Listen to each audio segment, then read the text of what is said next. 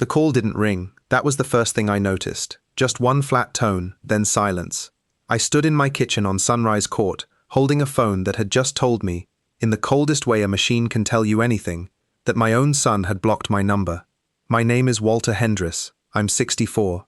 I've run a precision machining shop out of a rented bay off East Trent Avenue since 1989, back when it was one lathe and a loan from my father-in-law that took me 6 years to pay off. I built things that last. I believed, for most of my life, that family worked the same way. You put in the work, and it holds. 3 months earlier, I'd signed my name as personal guarantor on a $340,000 business loan for my son Brad. My house, my shop, everything I owned was now collateral for a restaurant that was supposed to open on West Main Avenue. Now Brad wasn't answering. And a bank I'd trusted with one signature was about to teach me something about my own family that I never saw coming. Brad is 33, charming, the kind of charming that used to make me proud. He'd spent over a decade working restaurant kitchens, buser to line cook to sous chef, and every year I told myself he was still finding his footing. That's the story fathers tell themselves. In March, he sat at my kitchen table with a business partner named Colton Vance, expensive watch, a handshake that lingered half a second too long, and pitched me on Ridgeline Kitchen, exposed brick, open kitchen, a slide deck he'd clearly spent weeks building. I want to be honest about something. I wasn't just moved by the restaurant. I was moved by my son finally talking with fire in his voice, instead of just getting by. My wife Carol was quieter that night than the pitch deserved. In bed, unclipping her earrings, she said something about Colton that I brushed off. He looks at you like he's already spent your money in his head. I told her that was fear talking. I told myself love without risk isn't really love. I signed the guarantee on April 3rd, across a conference table from a loan officer named Diane Reyes, who made sure, 3 separate times, that I understood what I was risking. I nodded like a man who understood. I didn't, not really. For 8 weeks after that, everything was good. Construction photos, Sunday phone calls, my opinion asked on equipment purchases. I felt, for the first time in years, like the father I'd always wanted to be, needed in the right way. And I know how that sounds now, looking back. Too good, but you don't recognize the good part as the setup until it's already over. The calls slowed in late June, not all at once, the way a clock stops, not the way a door slams. On July 9th, a letter came addressed to me as guarantor. A payment cycle review was underway. I didn't understand the language. I understood the tone. I called Brad 9 times over 4 days, voicemail every time. Then, on a Sunday, one flat tone and nothing. 33 years, and my son had never once hung up on me, let alone blocked me. I drove to the restaurant myself the next morning. Brown paper still taped over half the windows. A padlock that hadn't been there in June.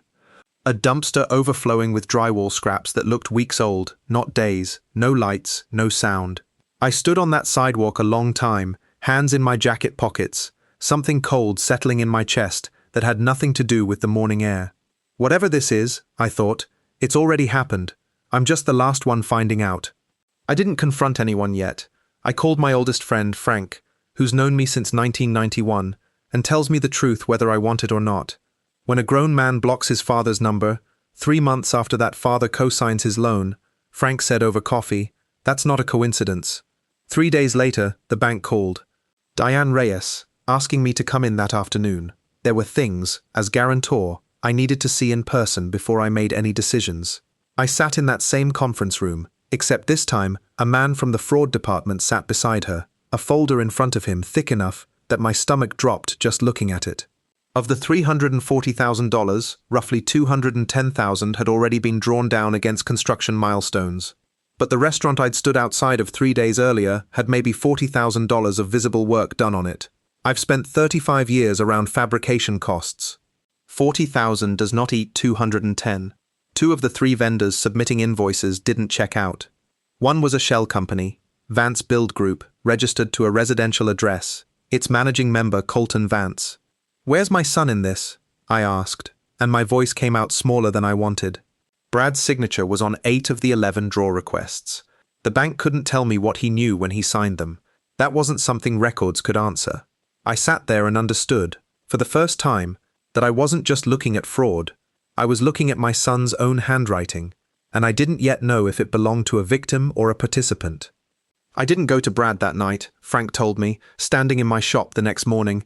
You need a lawyer before you need a conversation with your son. He was right, and I hated that he was right. I hired Miriam Sado, an attorney I'd used once for a business dispute.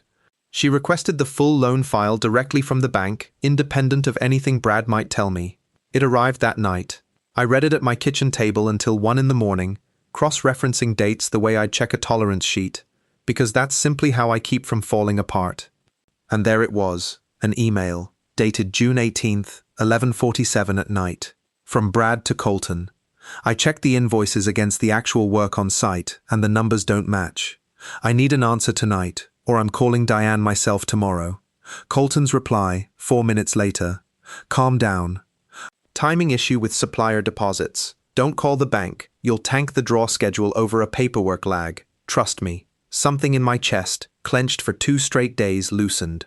My son had asked the exact question I would have asked. Something had happened between that email and the blocked number. I still didn't know what. Frank's son tracked Brad down 2 days later. Not detective work, just a kitchen shift rumor. Brad was working overnight fry duty at a diner out on Sprague, using a name that wasn't quite his own. I drove out at 11 at night and sat in the parking lot, 20 minutes before I went in. He saw me through the pass window, and every ounce of color left his face. We stood by the dumpsters for almost an hour. He cried before I did, which hadn't happened since he was 14. I found out what Colton was doing in June, he said. I confronted him. He said if I went to the bank, he'd claim I signed off knowingly, that it would be my word against his, with my name on 8 requests. I panicked. I thought if I could cover it before anyone noticed, nobody would have to know how stupid I'd been. I picked up this shift to start paying it back myself. I blocked you because I couldn't stand lying to you, and I couldn't stand telling you the truth either. He was not innocent. I want to be honest about that, because people ask me. He'd been naive, slow to act, and his signature sat on 8 documents regardless of intent. But he hadn't conspired against his own father. He'd been used by a man he trusted, and too ashamed to make the one call that would have actually helped. I didn't hug him in that parking lot. I put my hand on his shoulder, the way I used to when he was small. Get in the truck, I said. We're fixing this the right way, starting tonight. But you tell me everything on the way. The next 10 days moved with a clarity I hadn't felt since 1989. Miriam helped Brad prepare a full statement for the bank's fraud division, built around the June 18th email. The fraud investigator confirmed what we suspected.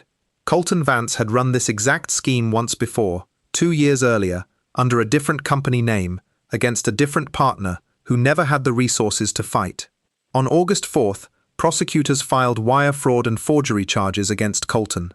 Because the bank had frozen the remaining $130,000 before it could be touched, and because Brad's cooperation gave them a clean paper trail, restitution proceedings opened against Colton's personal assets, which included a boat he'd bought in May with money meant for a walk-in cooler. I want to be honest. There was no dramatic courtroom scene where I stood up and pointed a finger. The real leverage was quieter than that. A frozen account, a documented email, and a son who finally told the truth before it was too late to matter. The bank restructured my guarantee once the fraud findings were confirmed, tying it only to legitimately used funds, roughly $70,000, once the one honest vendor's invoice was verified. Not the $340,000 nightmare I'd carried alone at that kitchen table. Real money, still, but survivable. Brad sold his car, took the bus for 4 months, worked 2 jobs, the diner overnights and a line cook shift by day, and paid down his half, dollar by dollar, the same way I once paid back my father-in-law for that first lathe. I didn't pay it off for him. I helped him understand it. Some debts, even the ones that aren't entirely your fault, are worth paying with your own hands. That's the only way the lesson holds. Sorting old messages for Miriam, I found one I'd half-read back in March and forgotten. From my daughter Renee, an ER nurse who has never once asked me for a dime in her adult life. Dad, something about Colton makes my skin crawl. I've seen guys like that at the hospital, the ones who talk big and disappear the second something goes wrong. Please be careful before you put your name on anything.